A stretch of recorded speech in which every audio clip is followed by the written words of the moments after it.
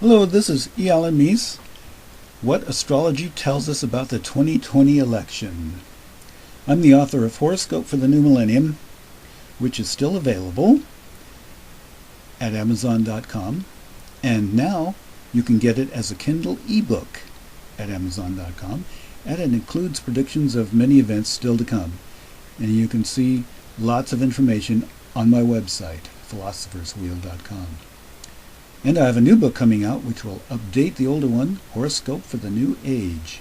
The horoscope systems I use can predict presidential elections, and I use three main methods, which you can see here. Pay attention, especially Democrats. Only skilled candidates ever win presidential elections in the United States. Policies are important, but so is charisma, communication, and the ability to connect with voters. So which candidates can actually win the presidential election? The scores can tell us. Who can defeat Donald Trump, if anyone?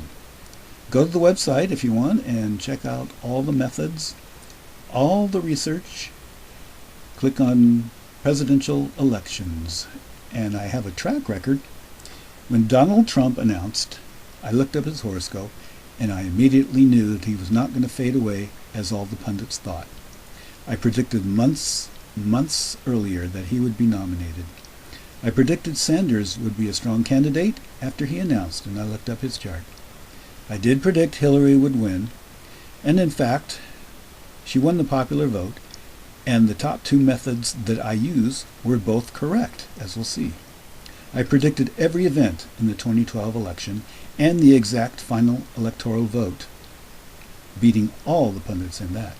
I predicted Obama would win in 2008, and Kerry had the best shot to defeat Bush in 2004, way before even Dean imploded. But I knew that the incumbent had the advantage. I predicted over half of all the major events since 1971. You can see my record at the website. Now here is our wonderful electoral map, with the safe Democratic states in blue and the safe Republican states in red. The light-shaded states are leaning, with the swing states in gray.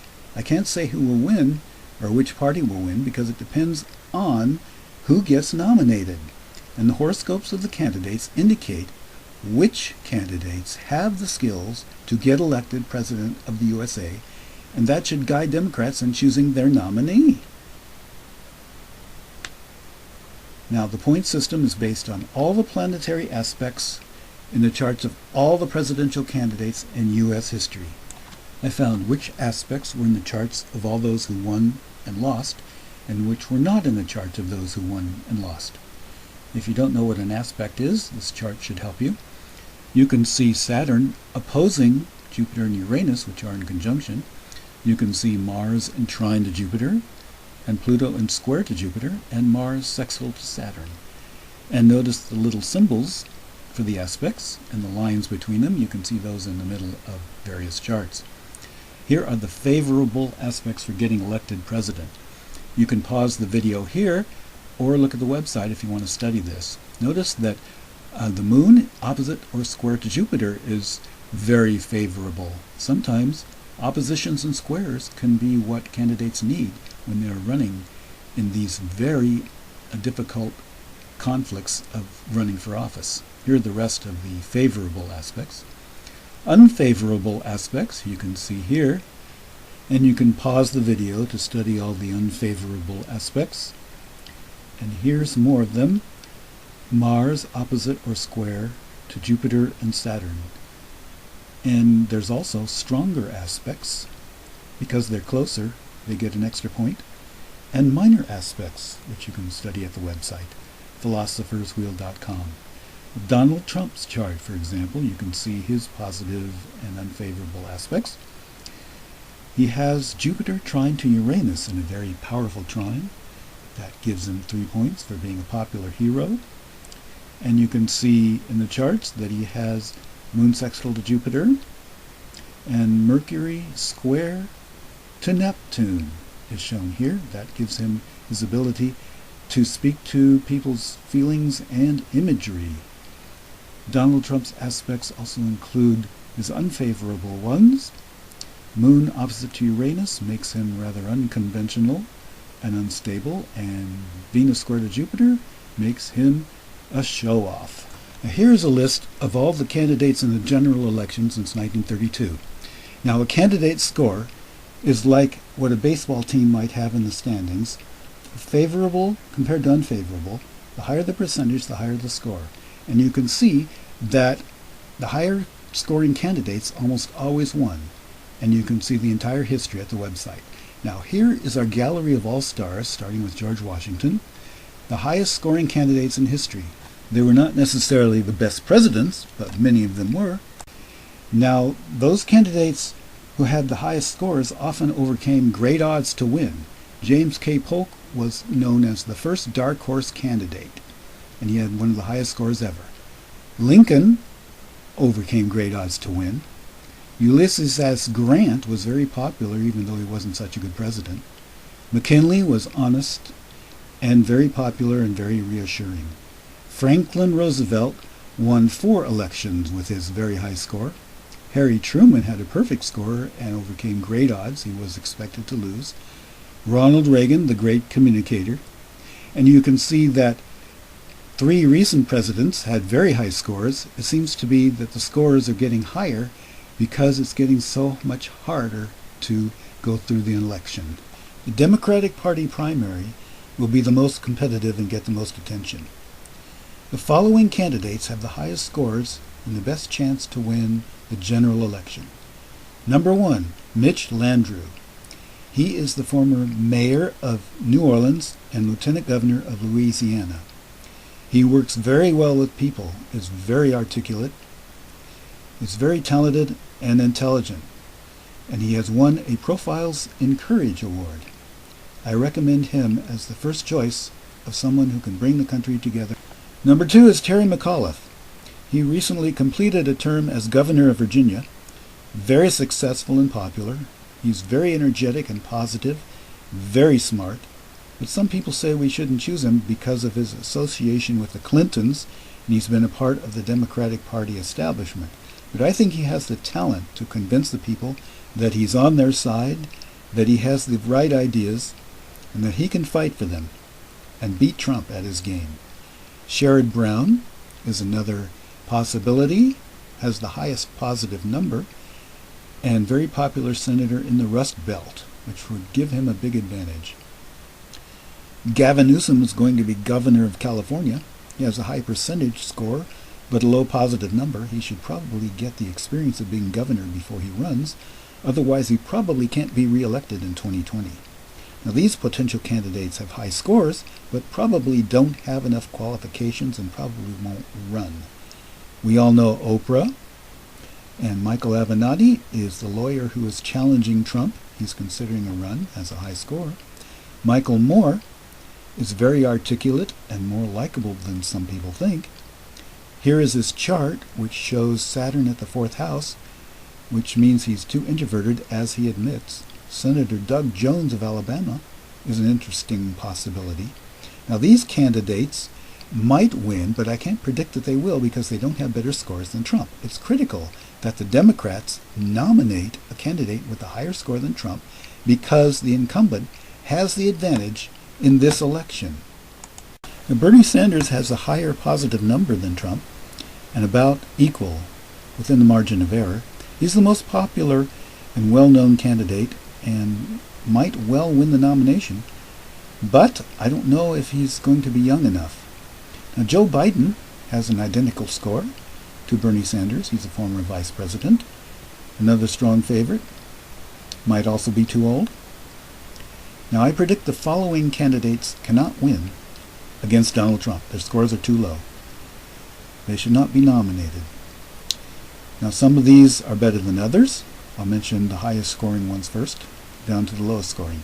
Chris Murphy has 8-3, but if he was born after 10 a.m., his score is lower.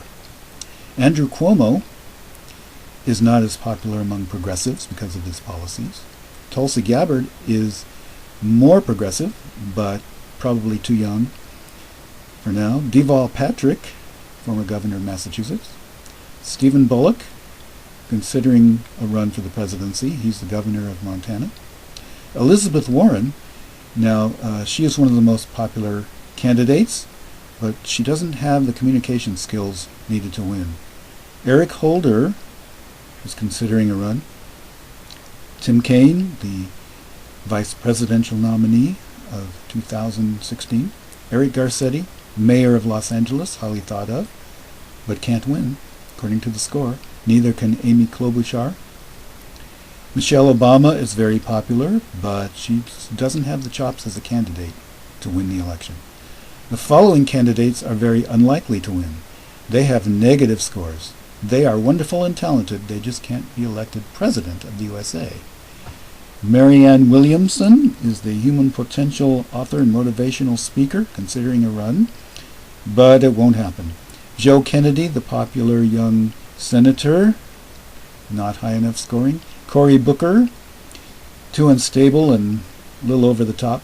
Hillary Clinton, now she had a Jupiter rising, which I thought might give her an advantage, but not enough, and she's done. Kirsten Gillibrand, the firebrand from New York, the senator, is probably going to run, won't win. Beto O'Rourke is challenging for the Senate race, doing very well in Texas, but can't win the presidency. Senator Harris, she should not run. The Republicans. Donald Trump. He has a higher score than any Republican challenger so far. Now his score is not invincible, but he cannot be underestimated. No matter what he does as president, he has the persuasive powers to win again. But if he is removed from office or doesn't run again, who might succeed him? And could that person be elected in 2020? The only advantage for Democrats if Mike Pence succeeds Trump before 2020 is that he's easier to beat.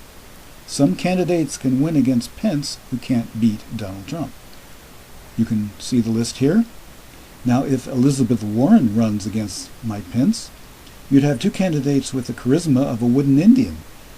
I imagine Pence has a slight advantage there. Tom Cotton has the highest score of all of those Republicans who have been mentioned so far, but he's not going to challenge Trump because their ideas are almost identical. Jeff Flake has been a critic of Trump. He could challenge him and do a lot of good, but he's not going to win. Now, Rick Scott is another possibility people talk about, but he has a negative score. Ben Sasse is a critic of Donald Trump. Negative score, won't win. John Kasich ran against him in 2016. Didn't have the chops to win any elections except his own state. Now, who can inherit the Trump dynasty? Donald Trump puts out every false conspiracy theory in the book. He's unlikable. It's not going to be him. It's not going to be Eric Trump. He doesn't have the chops. So who will it be? Ivanka. She's the one. She's independent, intelligent, smooth, charismatic. I would look for her to be a very popular candidate if she runs in the future. The new moon before election is my second method. It's been correct 90% of the time, predicting the popular vote. Here's the new moon chart before the election in 2020. Now in this chart, the rising sign on the left indicates the challenging party, and the descending sign indicates the party in power. Whichever party's planetary ruler is higher in the sky wins. In 2020, you can see that Uranus, ruler of Aquarius, is lower in the sky than the Sun, ruler of Leo, the descending sign. This shows the party in power winning. Now the new moon was right, and the point system from candidates' horoscopes was wrong 3 times since 1900. The point system was right, and the new moon wrong 3 times since 1900. But one or the other was correct in every election. In 1952, the party in power was overthrown because Uranus was in the 4th house. That has happened several times, despite the chart rulers showing otherwise. In 2000 and 2016, the point system was right and the popular vote was predicted correctly. So far, only Republicans have ever lost the popular vote and won the Electoral College. There could be an important caveat to this prediction by the new moon before the election that the party in power will win, because in 2016, for the first time ever, Uranus squared the ascendant from below the horizon and indicated that the party in power would be overthrown, which it was. And this is going to happen again for the second time ever in 2020. And the rising sign of the chart, Aquarius, is Terry McAuliffe's sun sign. The chart for 2020 is very turbulent. It indicates lots of change, lots of apple carts overturned, probable wars for the decade of the 2020s. Also in the chart of the new moon is the Jupiter-Saturn conjunction. This happens every 20 years and in every 0 years since 1800.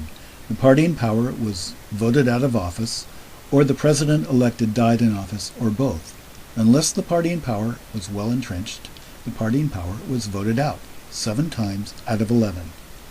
Could this happen again in 2020? The Saturn return is an ominous omen for candidates. If Saturn returns to its position in your horoscope in the first 3 years after you run for president, you will lose the election. If it returns in an election year, you might win, but you'll wish you hadn't. Here's a list of Saturn returns since 1928, and that includes Franklin Roosevelt, who was elected in 1940 in an election year and suffered World War II. You can see the whole list of candidates who've had a Saturn return at the website. Now, the Saturn return in 2020 indicates that Kamala Harris and Jeff Flake cannot win in 2020, and that Kirsten Gillibrand would have a tough time if she were elected, and that Gavin Newsom and Steve Bullock cannot be re-elected if they are elected in 2020.